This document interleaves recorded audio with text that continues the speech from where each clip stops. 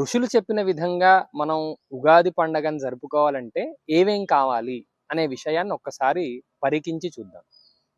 ఉగాదిలో పొద్దున్నే మనము నువ్వుల నూనెతో మర్దన చేసుకొని అభ్యంగన స్నానం చేసుకోవాలి. కాబట్టి మంచి నువ్వుల నూనె కావాలి. అలానే స్నానం అయిపోయిన తర్వాత కొత్త వస్త్రాలను ధరించాలి. కుదిరితే ఆభరణాలను కూడా, కొత్త ఆర్నమెంట్స్ని కూడా ధరించవచ్చు. ఇవన్నీ ధరించాక మనం చేయవలసింది ఏమిటి? పూజ. ఎవరి పూజ చేయాలి? ఉగాది కాబట్టి బ్రహ్మగారికి పూజ చేయాలి. ఎలా చేయాలి? బ్రహ్మధ్వజాన్ని స్థాపన చేసి చేయాలి. బ్రహ్మధ్వజము అంటే ఫ్లాగ్ అన్నమాట. బ్రహ్మగారి చిత్రం ఉన్నటువంటి ఫ్లాగ్. ఆ ఫ్లాగ్ని ఎక్కడ కట్టాలి? ఏదో ఒక పోల్కి కట్టాలి.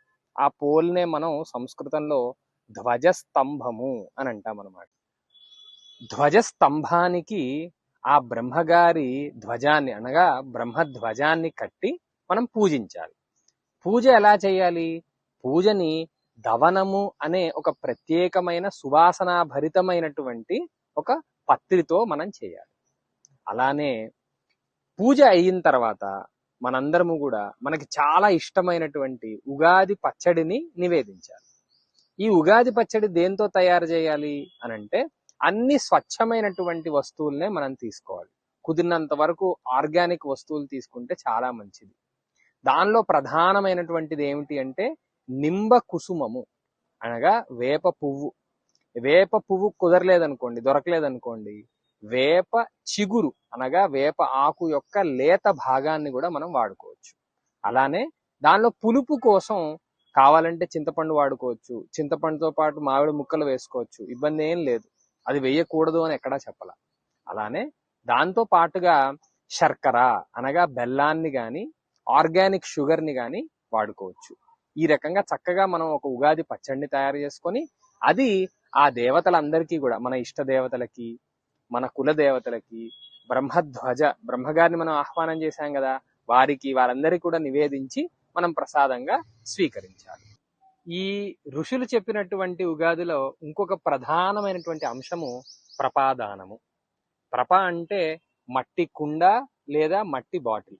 దీన్ని మనం ముందరే తెచ్చుకొని నీటిలో నానబెట్టుకుంటే గనక పాడవకుండా ఉంటుంది. ఆ నానబెట్టిన దాన్ని బయటికి తీసి దానిలో నీటిని నింపి ఉగాది రోజున మనకి చాలా ప్రధానమైనటువంటి అర్చకులకు కానీ, పురోహితులకు కానీ, బ్రాహ్మణోత్తములు ఎవరైతే ఉంటారో మన ఏరియాలో వాళ్ళకి మనం దాన్ని దానంగా ఇవ్వాలన్నమాట. వాళ్ళకి ఇవ్వాలి, వాళ్ళు వాడుకునేటట్టుగా చేయాలి.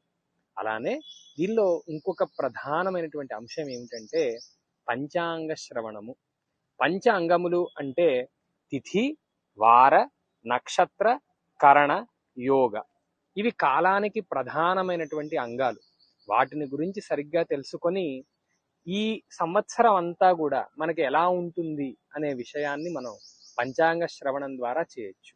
ఈ పంచాంగ శ్రవణం ద్వారా కాలస్వరూపుడైనటువంటి ఆ పరమేశ్వరుడికి మన నమస్కారాలని కూడా మనం తెలియజేసుకోవచ్చు. ఓం శ్రీ గురుభ్యో నమః.